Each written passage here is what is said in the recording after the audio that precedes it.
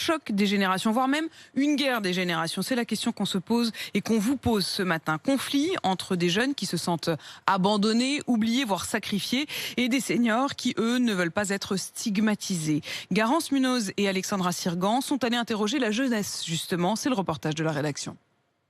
Des journées qui se ressemblent sans découverte et une jeunesse moins agréable que celle de ses parents, Lila a un sentiment de gâchis. Normalement, on est censé sortir et tout. Nos parents, ils nous racontent un peu ce qu'ils ont fait dans leur jeunesse et nous, on n'a peut-être pas vraiment la chance de faire ça. On est un peu réduit à se lever le matin, aller à l'école et rentrer chez nous. C'est un peu dommage parce qu'on rate plein de choses sur notre vie. Une envie de fête à laquelle succombe parfois Victor. Il vit chez ses parents qui ne voient pas forcément ses sorties d'un bon œil. Ne bois pas dans le verre des autres, fais attention et te mets pas à embrasser n'importe qui. Et effectivement, c'est cette mise en garde qui crée un conflit. À chacun d'essayer d'amoindrir ce conflit et d'essayer de rassurer ses proches, ses parents. Les personnes âgées comprennent ce manque. Ils sont même 80% à penser que les jeunes sont les oubliés de la crise.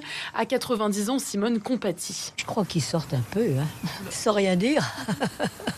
Puis ils ont raison. On aurait fait pareil à leur âge. Ils sont jeunes, ils ont envie de sortir, de tout faire. Nous c'était déjà c'est tout derrière. Pourtant, la rupture entre les générations se creuse bel et bien, d'après le sociologue Thierry Calva.